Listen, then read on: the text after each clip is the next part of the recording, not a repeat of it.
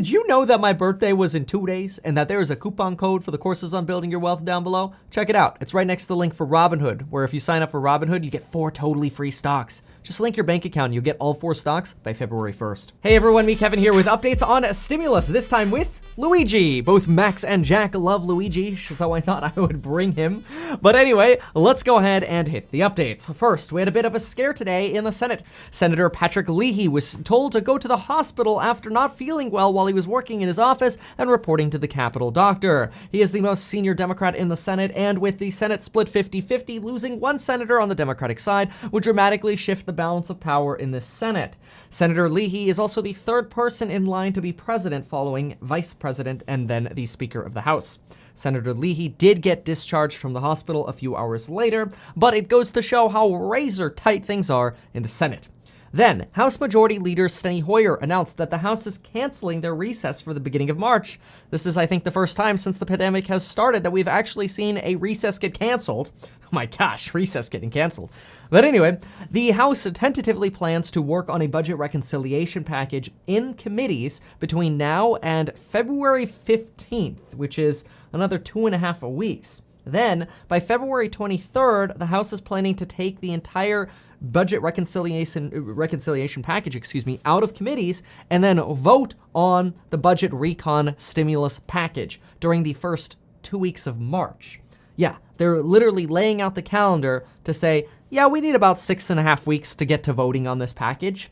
It's a little surprising to me, especially since we were sold the idea that this was going to be quick relief and a top priority.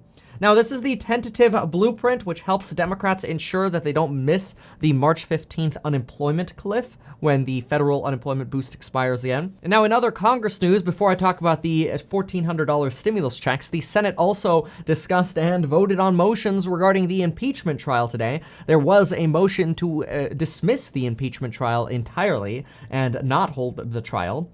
Only 5 Republican senators voted against the measure, which means that 45 Republicans wanted to end the trial before it begins. Some say that this is evidence the impeachment trial won't be successful and will just be a waste of time because Donald Trump will get acquitted anyway. But Mitch McConnell is still implying that he wants to see the evidence that is presented at the impeachment trial before he makes a final decision. Though he did vote to end the trial today. So a lot of people are wondering, is that a signal that Trump is basically getting acquitted? Currently, the trial is expected to begin February 9th. Joe Biden spoke with the Problem Solvers Caucus today. The Problem Solvers Caucus told Biden that they do not prefer the 51-vote measure to pass the stimulus plan, but rather would prefer that Biden get the 60 votes in the Senate that would ordinarily be required to pass a stimulus package.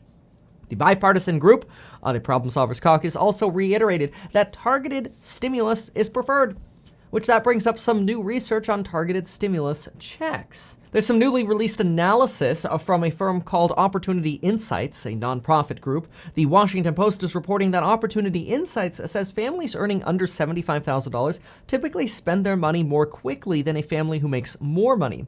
In fact, they spend about twice as much money within the first week of having their first stimulus check or their first set of $600. As a result, families making under $75,000 might be a better target for sending stimulus checks. At least this is what those are arguing who want targeted stimulus checks. Now, it's unclear if Joe Biden is open to revising his $1,400 check to make it more targeted than it is now. We've heard Janet Yellen and Press Secretary Jen Psaki say the $1,400 would go to the same group as last time, but Biden has also said he is negotiable on the targeting of the stimulus checks. Republicans and moderate Democrats are both demanding that the stimulus checks be more targeted. This includes people like Joe Manchin. The Opportunity Insights research also found that spending during the original stimulus plan, during the CARES Act, was similar even amongst higher income earning groups, suggesting that back then, when everybody needed help, that is, landlords needed help, people with stocks needed help because the stock market was tanking, people were more willing to spend their stimulus money quickly. So the $1,200 during the CARES Act time got spent more quickly amongst even people making over $75,000.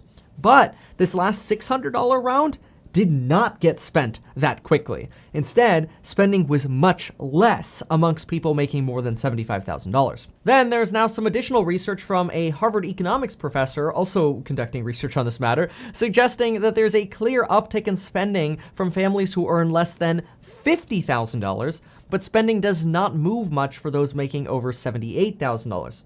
And on the flip side, the Census Bureau found that nearly 88% of households making less than $25,000 intend to spend their stimulus money instantly.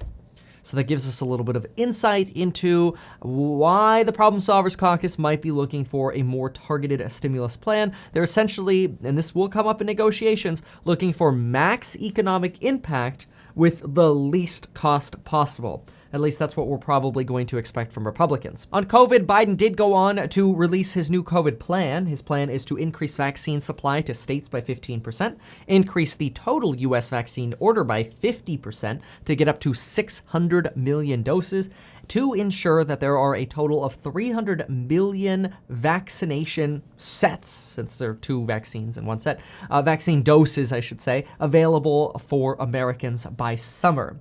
Biden's goal is to have herd immunity by the summer. Dr. Fauci believes we need about 80 to 85% of Americans to take the vaccine to actually see herd immunity.